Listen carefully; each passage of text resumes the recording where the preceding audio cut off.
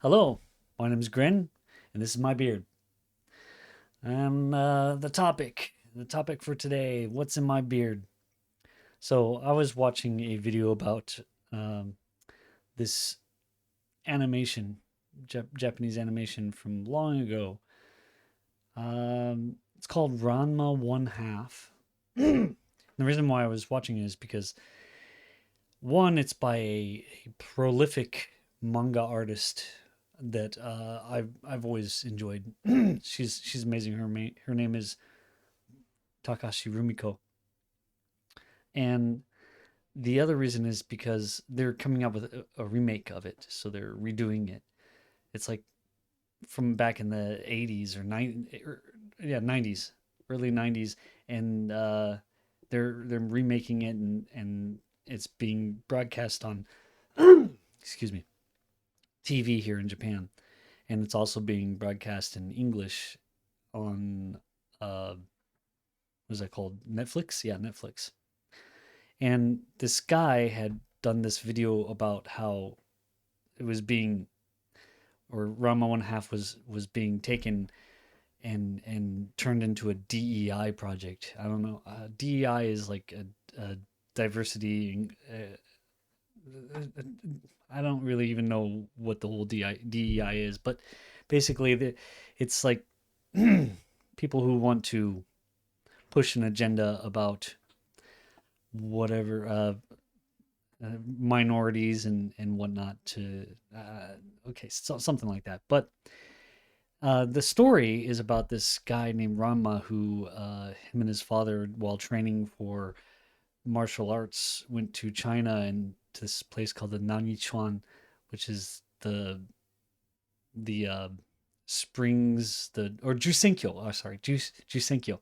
Jusenkyo, the springs of drowned people, and anyone who falls into one of the springs gets cursed to change into the form of the last thing that drowned in that spring. And Ranma fell into a spring where a beautiful young lady had died, drowned, and his father fell into a pool where a panda had drowned. So whenever they're splashed with cold water, they change into their other form. And to change back into their normal form, they have to be splashed with hot water. So you can see where this is going. Basically, he's a boy who, when splashed with cold water, turns into a girl. And so, I don't know. This is an old story. This is like way before DEI or any of this inclusion stuff or whatever happened or was being pushed in any kind of media. And so the story was just, Rumiko Takahashi, she's a female manga artist, very popular in her time, but she was doing what's called shonen manga, which is boys manga, in a time where if you were a girl and you were a manga artist, you were kind of expected or even forced to do shoujo manga, which is female or girls manga. And so this is kind of like a real satirical look at the differences between men and women, and she tries to hit every point of life as a girl and as a boy, and those dichotomies. Uh, Especially in this case, I mean, it's a dichotomy because Rama is a boy and a girl. Although he is boy mainly, he doesn't want to be a girl. Obviously, he doesn't even when he changes into a girl, he doesn't act like a girl. He doesn't consider himself a girl at all. But he's more than happy to uh, accept the benefits of being a girl when he turns into a girl. Free ice cream, people being really nice to him and stuff like that because he's got boobs. So he kind of takes advantage of it, and obviously that's something that you could believably conceive that someone who could change into a girl like that would take advantage of those uh, perks. So this guy is basically saying that, oh, they're changing the story to make it seem more like, it's a transgender uh, fest of making it okay to be transgender and stuff like that. And I don't really see his point. He argued that, for one point was that he argued that during a certain scene, I have to explain this real quick.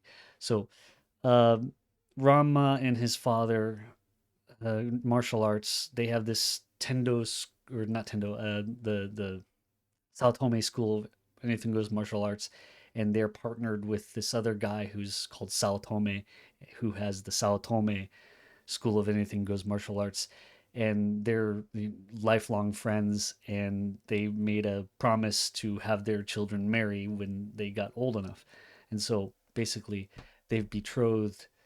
Rama is betrothed to Sao Tome's daughter, Akane, and they neither one of them really wants that to happen. They don't want that, but they're not completely against it. It's not like they're completely against it. It's just that they're, being forced into something like that. So the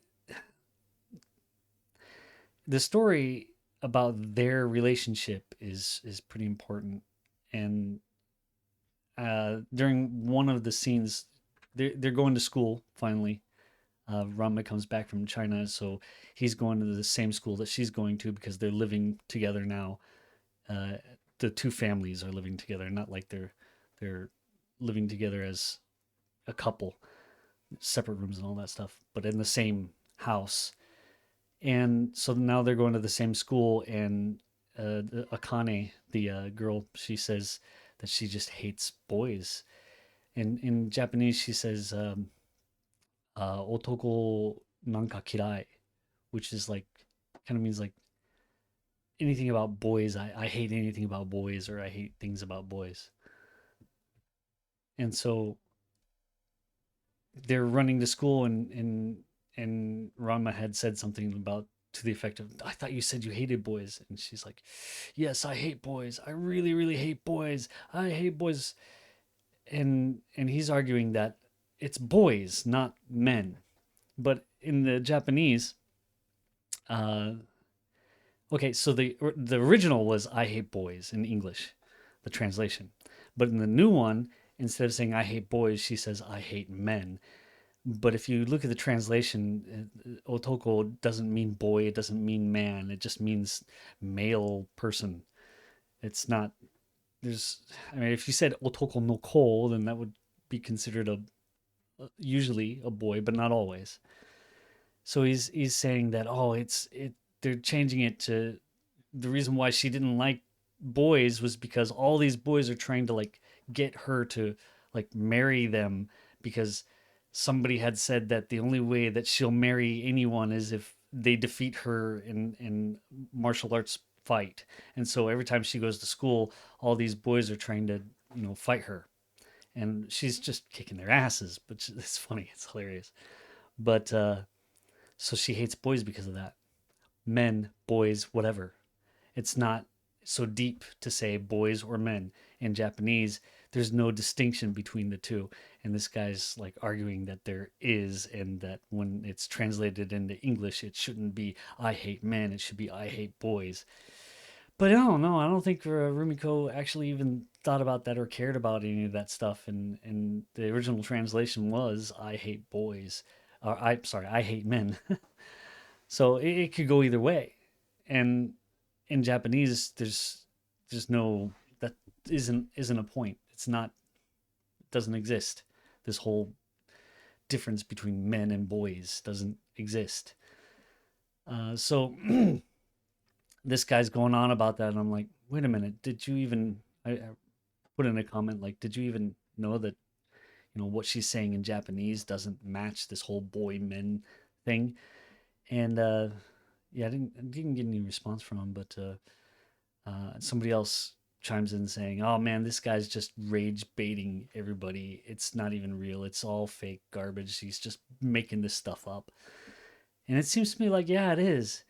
And I think one of the reasons why a lot of these transgender rights or women's rights, men's rights, whatever stuff is becoming so popular is not specifically because people are, thinking the same way, but because all these rage baiters and all these clickbaiters are putting out these stories. So it's like people think, oh, this must be a thing. But in reality, it's just they're making it up. They're putting these events, these things into these stories that don't exist. But if you know, reason it out in your mind however you want, you can make it exist. Make these what do they call it? DEI issues become a reality just by thinking it out.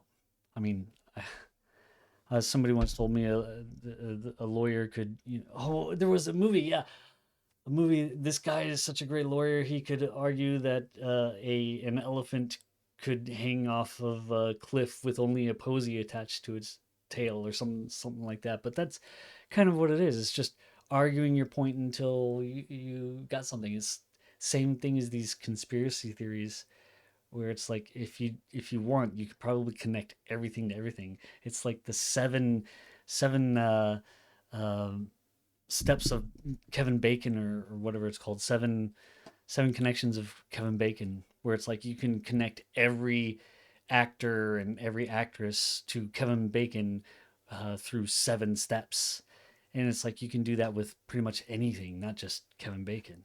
It's the point is that everything has some sort of relation to it, and you can probably find a an excuse or a reason or an evidence of whatever you want.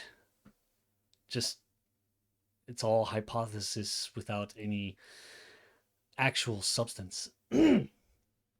So those hypotheses need to be tested, but they're made in such a way that they can't be tested, or by testing them, you're basically making it even more muddy. You're muddying it even more by testing it, and then because you're looking for this thing that doesn't exist, you're putting it into this thing that doesn't exist. All right. Well, so that was what was on my mind. All this in Japan, we don't have this uh, thing going on with gender rights and whatnot. I'm a foreigner. I am treated just like anyone else. The only thing is I can't vote here in Japan, but people treat me normally. And I live in the what do you want to call it? Boondocks, the countryside. So what you would consider the rednecks of Japan. They're all my neighbors, and they're all very nice people, or at least they're not terrible people, except for my neighbor right across the street. They're not terrible people, but they did something that I'm unhappy about. And I'll tell you about that at some point in time too. It has to do with my studio, building my studio. All right. Well, anyways, that's what was on my mind. That's the crumbs that was in my beard. And thanks for watching. Bye now.